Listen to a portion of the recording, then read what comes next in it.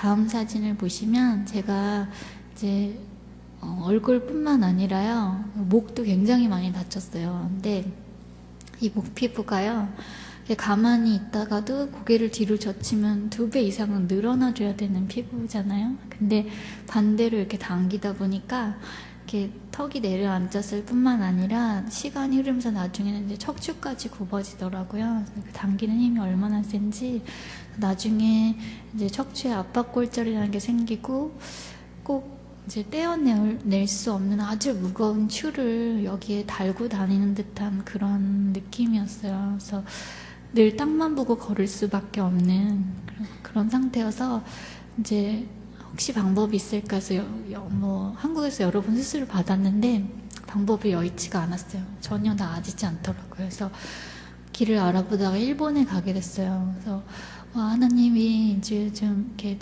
아는 사람도 하나 없는 곳에 이제 그 길이 인도되어지면서 하나님이 좀 막 기적을 좀 짠하고 보여주시려나 막 기대를 하면서 갔는데 처음에 16시간 수술을 받았는데요. 그 수술이 잘못됐다는 거예요.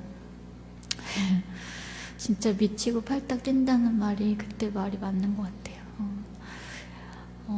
그 12시간 동안 목숨을 걸고 재수술을 받았어요. 아까 보신 그 사진이 제가 그 수술을 받고 난 다음에 마취가 끝나도 혼자 숨을 못 쉬는 거예요. 그래서 코로 위 안까지 튜브를 넣고 이제 기도가 막힐 때마다 석션을 하면서 이렇게 이틀을 지내게 됐어요. 정말 한 번 할 때마다 속이 다 이제 뒤집어지는 그런 시간이었었는데 제가 지금은 아까 그 사진을 보면서요, 그래요. 이렇게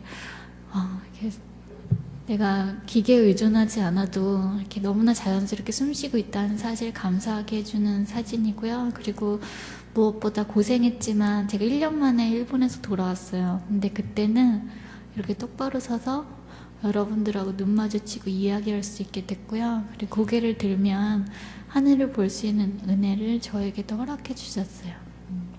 다음 사진 보시면 아까 그 수술을 받고요. 한 일주일 동안 계속 고열이 났어요. 그래서 해열제를 맞고 잠이 들면서 너무 힘이 드니까요. 예수님 일본에는 같이 안 오셨나 보다고, 왜 이렇게 힘이 드는 거냐고 막 그러면서 잠이 들었거든요. 열이 내리고 눈을 떠보니까요, 너무나 파란 하늘과 찍어놓은 듯한 구름 한 점, 그리고 반쯤 열린 창틀로 예수님의 십자가가 보였어요. 제 병실 창문이에요. 매일 똑같이 보는 창문이었을지 모르지만 그날 제 눈에요, 지선아 잘 참고 있구나, 내가 너와 함께하고 있단다, 이렇게 주시는 선물 같아서 제가 엄마한테 카메라 달라서 누워서 찍은 사진이에요. 정말 솔직히요, 너무너무 아팠을 때는 막 벽에 걸린 십자가 보면서 그런 적도 있어요. 예수님 나만큼은 안 아프셨을 것 같다고. 솔직히 며칠 만에 끝나셨잖아요. 그래서 나는 몇 년 동안 이게 뭐냐고, 예수님이 화상을 아시냐고 막 이러면서 따지고 그랬었어요. 근데 이제 사고 나고 이제 3년째 되던 해 고난주간, 이제 7년 전 오늘인데요. 참 감사하고 특별한 경험을 하게 됐어요. 예수님 십자가를, 그 고난을, 그 죽음을 묵상하면서 기도하던 중에 정말로 다시는 떠올리고 싶지 않은 기억들, 제가 생각하는 것만으로도 너무나 아파서 엄마에게도 말할 수 없었고 글로도 쓰지 못했던 그런 장면들이 마치 영화의 필름처럼 눈앞에 막 스쳐 지나갔어요. 보고 있는데요, 사람이 할 수 있는 게 뭐가 있겠어요. 그냥 울고 있었어요. 막 울고 있는데 제 마음에요, 진짜 어떤 소리는 아니었지만 예수님이 말씀하시는 것 같았어요. 지선아, 네가 느꼈던 그 살의 찢김과 찔림이 어떤 거였는지, 네가 당했던 그 수치와 부끄러움이 어떤 건지, 그 공포와 두려움이 어떤 거였는지 다른 사람은 몰라도 내가 다 알고 있다고, 내가 다 알고 있다고 하시는 것 같았어요. 돈을 한 100억을 준다 해도 보상받지 못할 마음이었거든요. 전혀 닦여질 수 없는 눈물이었던 것 같아요. 근데 내가 다 알고 있다는 그 말 한마디에 제 눈물이 닦여지는 거예요. 더 이상 그때 일을 기억하면서 막 울지 않아요. 예수님의 고난과는 절대 비교할 수 없는 정말 작은 고난이지만 제가 이 일을 통해서 예수님 사랑 더 많이 알게 된 것, 그리고 십자가 안에 이 세상 모든 고난을 덮을 만한 진짜 위로와 진짜 사랑이 있다는 사실을 알게 된 것 참 감사하게 생각하고 있어요. 그리고 그냥 저는 아프면서 그 생각도 들었어요. 이게 제가 막 되게 너무 아프니까 진통제에 굉장히 이렇게 목숨 걸게 됐었거든요. 근데 그럴 때마다 나는 이렇게 나 때문에 아픈 건데 1분이라도 덜 아프고 싶어서 이렇게 진짜 난리를 치는데 이렇게 몸이 아프다는 건 잠깐 배가 잠깐 아픈 게 아니고요. 정말 세포가 하나하나 그렇게 벌벌 떨리게 아프다는 건 저는 정말 1분도 남을 위해서는 못하겠더라고요. 근데 지금까지 가셨던 예수님의 사랑에 대해서 그냥 다시 한번 생각하게 됐던 것 같아요. 그리고 정말 감사할 수밖에 없는 것은 예수님 십자가 그 자리에서 죽음으로 그렇게 끝나신 것이 아니라 분명히 부활하셨고 승리하셨기 때문에요. 저와 여러분은 예수님의 제자잖아요.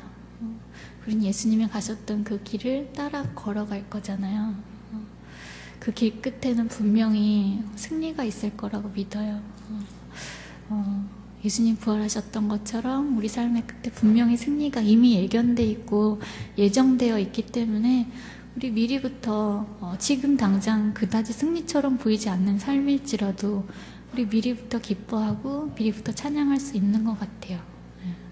다음 사진 보시면 이제 책을 내게 됐어요. 지선한 사랑이라는 제목으로 책을 냈는데요. 제목 때문에 연애소설인 줄 알고 집었었는데 낚였었다면서 이렇게 홈페이지에 글 남기시는 분들 종종 계셨어요. 하나님의 사랑으로 제가 저를 사랑하게 된 이야기라서 그런 제목 붙였어요. 그리고 정말 다 만날 수 없는 분들, 다 전할 수 없는 메시지 전하게 해달라고 기도했었는데 보시면 대만에서도 번역이 돼서 출판이 되고요. 일본에서도 출판이 되었어요. 그 한류 열풍을 타고 좀 이렇게 좀 하길 바랬는데요.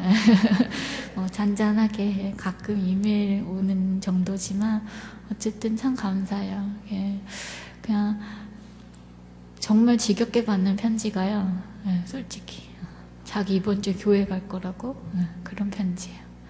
그리고 기억에 남는 편지 하나는 그분은 그만 살고 싶었대요. 그래서 약을 모으고 있었다고. 그런데 지선 씨가 믿는 그 하나님 내 희망으로 붙잡고 나도 다시 한번 살아보겠다고 고맙다고 편지를 보내고 있었어요. 너무 감사하더라고요, 정말. 제 몸에만 남을 흉터고 치유되지 않았다면 제 가슴에만 남을 상처잖아요. 뭐 어디다 쓰겠어요. 막 그러잖아요. 어른들이 굉장히 이렇게 말 안 듣고 쓸모없어 보이는 자식들한테 어이구 이 화상아 막 이러시잖아요. 그 화상이 이 화상이랑 같은 건지는 모르겠지만 네, 정말 그 말이 절로 나올 정도로 참 끝도 없고 쓸데도 없다 생각했어요. 근데 하나님이 쓰시니까요, 참 이 쓸모없어 보이는 것마저 하나님 전하는 생명을 전하는 그런 축복의 통로가 되게 하시더라고요. 그래서 세상의 주인이신 그분께 쓰임받는 그 놀라운 기쁨과 영광을 제가 누리면서 살고 있어요. 네.